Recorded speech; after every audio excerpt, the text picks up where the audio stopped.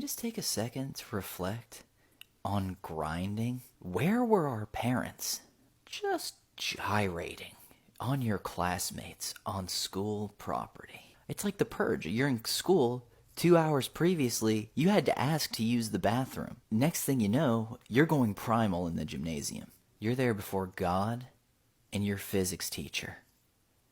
And they can both see it all. It was cringe as a kid, but it's even more cringe remembering this as an adult. The fact that we did this in our layered Hollister polos and then looked that same English teacher in the eye the next day is so weird. And honestly, the fact that we were allowed to just human centipede in the cafeteria only to eat there hours later makes me want to die. Gen Z, just disregard this anecdote. Only millennials know. There is no sin in that. But I feel dirty. Another really juicy show today. Vanessa Hudgens claims to have supernatural powers. This Hunger Games actress took off running after a criminal in LA like a boss. We're just now finding out what Pete Davidson got Kim K for Valentine's Day, and it is so sickeningly cute. You're gonna hate it like I do, only because it makes you like them more as a couple. And of course, we're wrapping up with the Freak of the Week. I'm AlexClark, and this is POPlitics.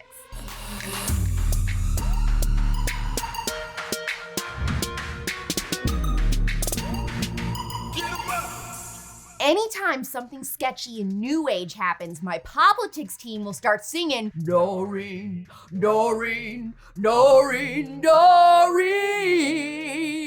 Very good, guys. As in Doreen Virtue, the ex-new age lady who used to be a psychic and now she's a Christian and says it's all demonic. Well, obviously, if you know, and you're a real CUTEservative, she was episode 10 of The Spillover. So we may need to call up our friend Doreen because Vanessa Hudgens is, for all intents and purposes, a witch now. Witchcraft. Vanessa just went on the Kelly Clarkson show and it was hot, as in spicy, not sexy. I don't roll like that. I was sitting at a tombstone in a graveyard with my best friend. Because that's what we do. That's what. Well, if you're trying to find ghosts, yeah, like, you know go what? to the graveyard. Yeah. And is this I at was nighttime sitting, or? Yeah, nighttime, pitch black. Wow, we're different. And we found this one tombstone of a spirit that we were told is very playful. Oh. So I turn it on. I'm like, hi, Sam. I'm Vanessa. This is Gigi. I'm like, I'm not very good at this. I'm like, you're Sam. I am so into doing this. Wow. And then Gigi goes, Sam, can you tell us our names? What are our names? And then we just hear, shh, Vanessa, shh. No. No. Yeah. Did you run then? No. No, I was like, cool. Do you have anything else that you want to tell me? And I just hear, shh, nope. I'll say this, Vanessa is into some spooky-ish. We probably wouldn't be friends in real life, but she is one of the best decorated homes in Hollywood. I have watched her house tour with AG like 6 times. Get out. If you're a millennial, you know this actress from Stepmom. If you're a Gen Zer, you know this actress from Hunger Games. You guys look amazing. Jenna Malone was driving in LA and literally just saw a monster of a man kicking this tiny little white dog repeatedly, choking it and yanking it in the air. That's when Jenna knew she had to do something. So she first tried rolling down her window and asking the man to stop. It's time to stop! When he ignored her, she flung her door open, hopped out, and started running after him. When she looked behind her, she saw 5 men also running with her. But the man took off like the coward he is.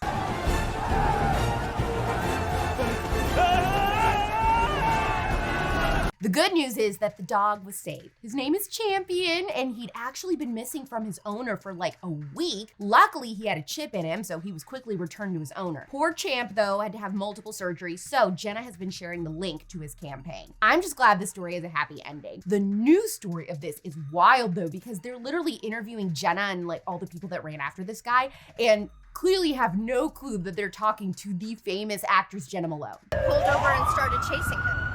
And why's that? Because that's absolutely not okay. The Kardashians are in the middle of a huge media blitz right now because their new reality show premieres on Hulu next Thursday. This week, the whole clan minus Kylie went on Jimmy Kimmel, who I cannot stand, but Kim shared something super cute that Pete did. Is this the first time you kissed Pete?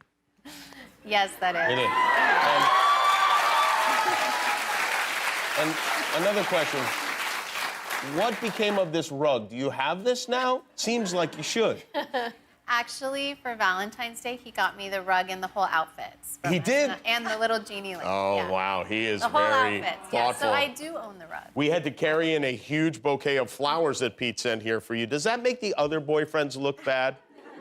I didn't know that happened until right now. Yeah, it did happen. You're going to have to call Devin. I still don't think he's dad material, but it's getting harder and harder not to like them together, right? You're being brainwashed! Have you ever been driving down the street and you get stuck behind like this Amish horse and buggy and think, what the heck goes on in that life? I had Lizzie Enns on the spillover this week to ask just that. She escaped the Amish when she was 19, but she was full-blown Amish, like no electricity or running water Amish. It is a completely captivating story of bravery and also just fascinating how these people live. I didn't know any of this stuff before this interview. You can hear this on Spotify or Apple Podcasts or anywhere you get your podcast just by searching for The Spillover.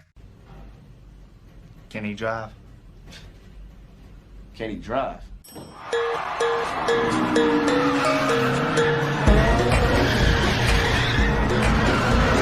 Sunny Palm Springs, California. Beautiful, right? Not this week. Sorry, Palm Springs, but you are a total foe. Bring us in, Benjamina. I said certified freak. Freak! 7 days a week. The city of Palm Springs has announced that any resident who identifies as transgender or non-binary will be getting $900 a month. Are you serious? Oh yes. According to the Daily Wire, Palm Springs approved $200,000 in funding for initial research and program design of a guaranteed income pilot program. It's proposed by DAP Health and Queer Works that would look to provide direct financial assistance to marginalized local individuals in need for a likely period of 18 months. I just suddenly realized I'm non-binary. I mean, how could they prove this isn't true? Where's the litmus test? Do they just take people by their word? It's classic that the definition Queer Works used for this program makes 0 sense, but I can't wait for the left to eat their own on this because how many years have we heard people asking for reparations for Black people? But in Palm Springs, the trans and non-binaries get $900 a month and not the Black people? Yeah, this is gonna be a big problem. Where the money at? I guess if you live in Palm Springs, you don't mind your money going to this crap. And if you do mind, you better start paying attention to your local elections real quick. Excuse me, it's ma'am. It is ma'am. Don't forget, you've got a brand new episode of The Spillover to listen to this weekend. Keep leaving 5-star reviews. And before you head out, please heart this episode. Tell me what you thought of my Amish episode with Lizzie if you've already listened. Plus, if you were doing the grind trains at your middle school dances and you share that embarrassment with me, DM this episode to someone you went to school with and ask if they remember it too, and then hit the save button. POPlitics is back Monday at 4 p.m. Eastern, 1 p.m. Pacific. It's pop culture without the propaganda every single day. I'm AlexClark, and this is POPlitics. Clearly, POPlitics is best served visually, but you can also listen to POPlitics if you just want the audio. Subscribe to us anywhere you get your podcasts, Apple, Spotify, iHeart, TuneIn, and more. Also, make sure that if you are listening to the podcast version, you leave us a 5-star review. And don't forget, subscribe to POPlitics on YouTube.